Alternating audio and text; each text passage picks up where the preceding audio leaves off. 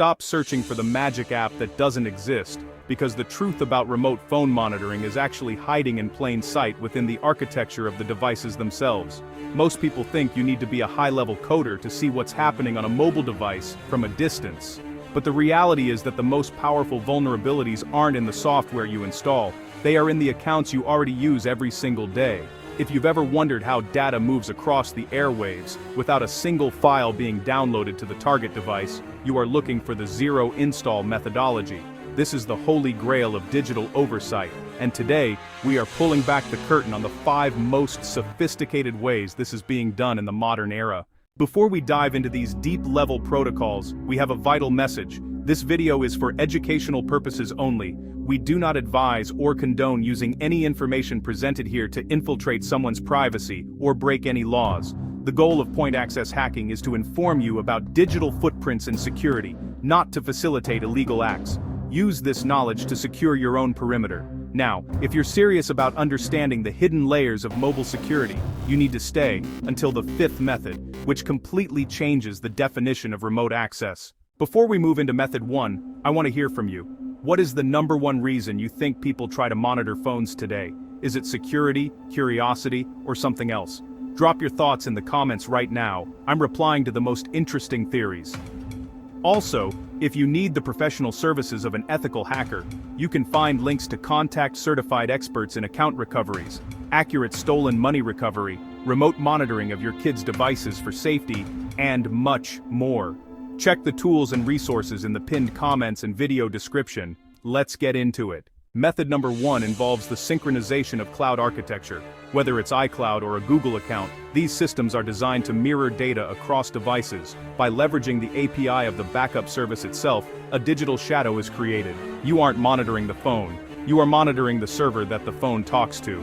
This is why you never see an app on the home screen. The data is pulled directly from the cloud logs. Method number 2 moves into the realm of network sniffing and Wi-Fi handshakes. Every time a phone connects to a network, it broadcasts a series of packets. By utilizing a specialized network interface, it is possible to intercept these packets in mid-air. This doesn't require access to the hardware, it only requires being on the same frequency. If you're finding this breakdown useful so far, make sure to hit the like button and subscribe to Point Access Hacking.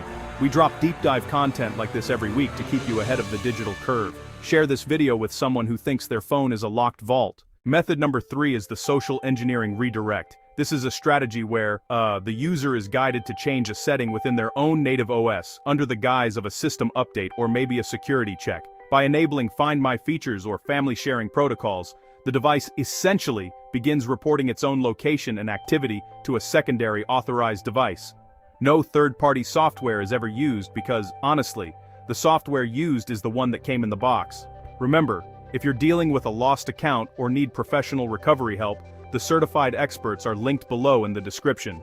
Don't fall for scammers. Use the verified resources in our pinned comment. Method number 4 is the use of browser-based exploits. Modern mobile browsers are, well, incredibly powerful, often having access to the camera, microphone, and GPS through web permissions. By sending a specific URL that triggers a session cookie capture, a remote observer can mirror the browser activity without ever touching the OS kernel.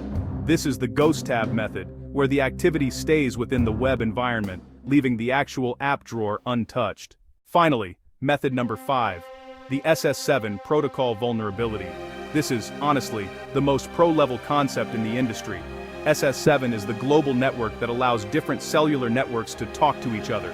By intercepting signals at the carrier level, metadata, SMS, and even location can be tracked without the phone even being aware of a connection. It bypasses the phone's security entirely because it happens on the provider's side. This is why, staying informed is your best defense. Which of these 5 methods sounds the most Hollywood to you? Let me know in the comments. Don't forget to check the description for the expert recovery links and tools to secure your digital life. See you in the next one.